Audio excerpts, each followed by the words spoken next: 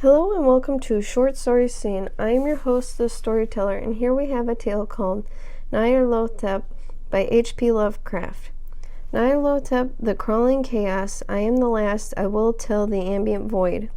I do not recall distinctly when it began, but it was months ago. The general tension was horrible. To the season of political and social upheaval was added a strange and brooding apprehension of hideous physical danger. A danger widespread and all-embracing, such a danger as may be imagined only in most terrible phantasms of the night. I recall that the people went about with pale and worried faces, and whispered warnings and prophecies which no one dared consciously repeat or acknowledge to himself that he had heard. A sense of monstrous guilt was upon the land, and out of the abysses between the stars swept chilled currents that made men shiver in dark and lonely places. There was a demonic alteration in the sequence of the seasons. The autumn heat lingered fearsomely, and everyone felt that the world and perhaps the universe had passed from control of known gods or forces to the gods of or forces which were unknown. And it was then that Nyralathotep came out of Egypt. Who he was, none could tell, but he was of the old native blood and looked like a pharaoh. The Felhin knelt when they saw him, yet could not say why. He said that he had risen up out of the blackness of 27 centuries, and that he had heard messages from places not on this planet.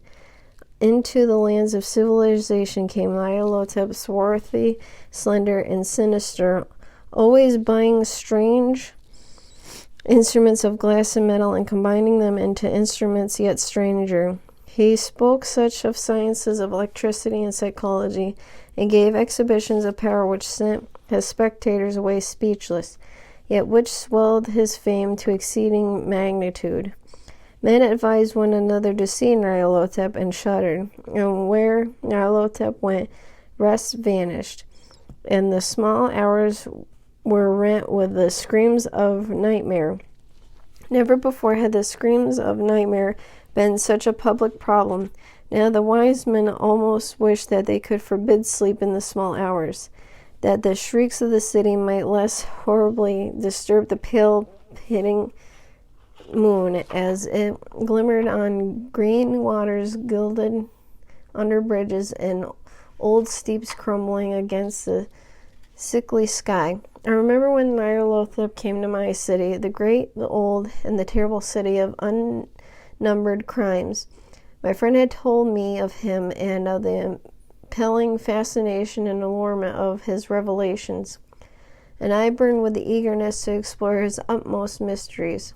My friend said that they were horrible and impressive beyond my most fevered imaginings, and that what was thrown on the screen in the darkened room prophesied things none but Nyralathotep dared prophesy, and that in the sputter of his sparks there were taken from men, and which had never been taken before, which yet shone only in the eyes, and I heard a hinted abroad that those who Nyralathotep looked on sight which others saw not.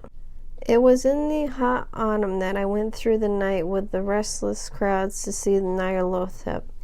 Through the stifling night and up the endless stairs into the choking room, and shadowed on the screen, I saw hooded forms amidst ruins and yellow evil faces peering from behind the fallen monuments.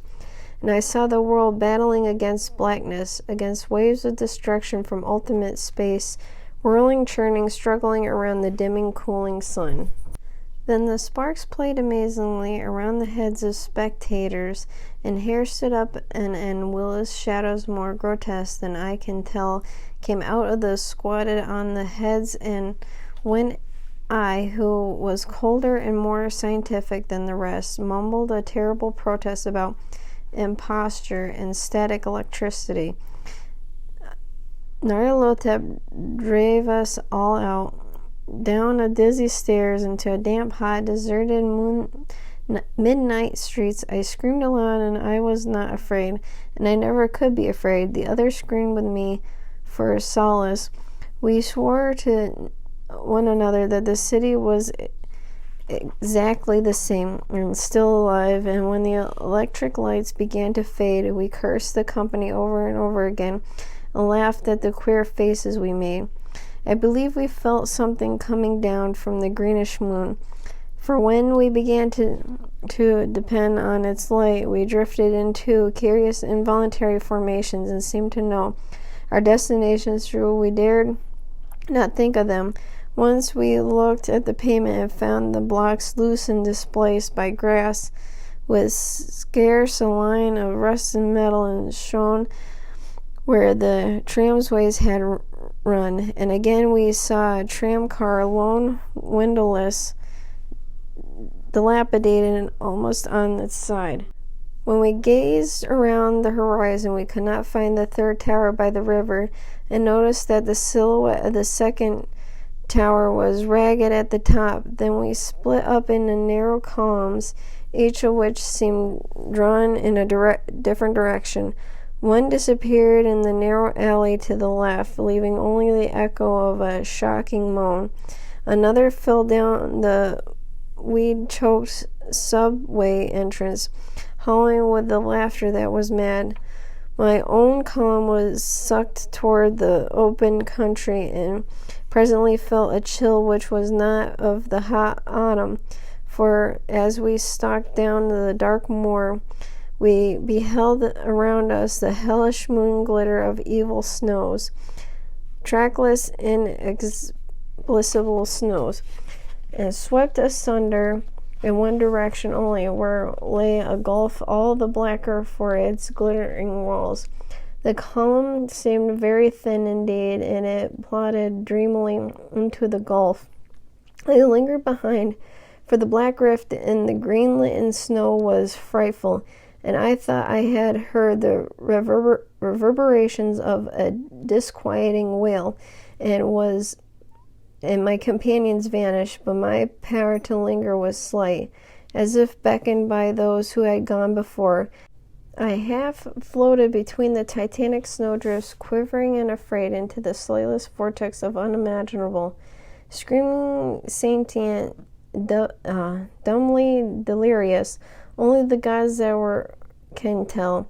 A sickened, sensitive shadow, withering in hands that were not hands, and whirled and blindly past ghastly midnights of rotting creation, corpses of dead worlds with the sores that were cities, churning winds and brush of pallid stars that made them flicker low beyond the world's vague ghosts and monstrous things.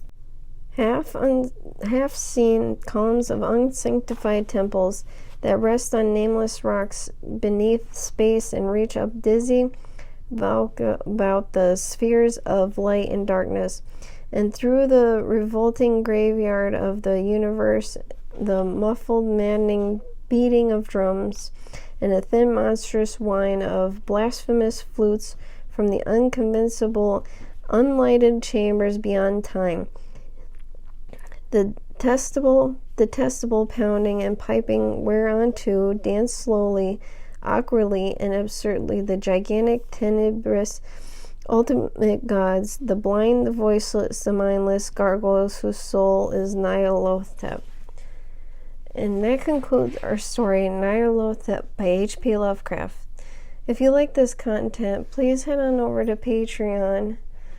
That is www.patreon.com/shortstoryscene. Thank you for listening, and see you next episode. Bye.